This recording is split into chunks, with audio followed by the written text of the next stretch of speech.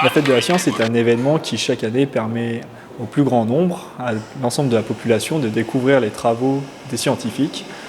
Donc à travers des manipulations, des ateliers, ils vont aussi pouvoir rencontrer des chercheurs, leur poser l'ensemble des questions qui participent au travail de recherche. La Fête de la Science est destinée à tous les publics, les familles principalement, surtout le week-end, mais aussi l'ensemble de la semaine aux scolaires, les grands adultes, les adolescents, les personnes âgées, toutes les personnes qui peuvent être intéressées par la science. Une thématique anime l'ensemble des acteurs. Cette année, c'est le cerveau.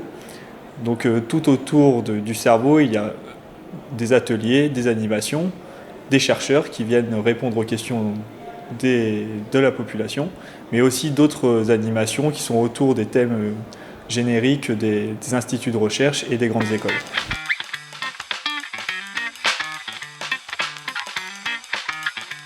L'objectif de ce stand, c'est de montrer, s'intéresser aux nanosciences et aux nanotechnologies, de montrer qu'est-ce que c'est. Donc le nanomètre, c'est 1 milliardième de mètre.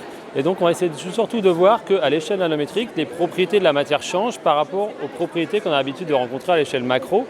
Alors comme c'est pas facile de montrer en quoi les propriétés de la matière changent, on va s'intéresser plutôt aux propriétés de la couleur. On a des papillons morpho bleus, des plumes de paon. On voit qu'ils ont des couleurs irisées, qu'ils ont des couleurs qui changent suivant la façon dont on va les regarder. C'est vraiment la structuration de mon objet qui va lui donner sa couleur. Donc là, on a un microscope électronique à balayage qui permet de grossir 30 000 fois. On va aller voir une écaille de papillon.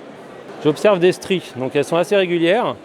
Donc c'est des motifs qui se répètent et qui font environ 500 nanomètres. En fait, en recherche, on travaille pas mal sur imiter un peu ce type de structure. C'est ce qu'on appelle les structures photoniques. Donc c'est principalement la branche de la nanophotonique, où on va venir comme ça fabriquer des structures périodiques qui vont nous permettre de guider, de piéger, de sélectionner la lumière pour tout un tas d'applications.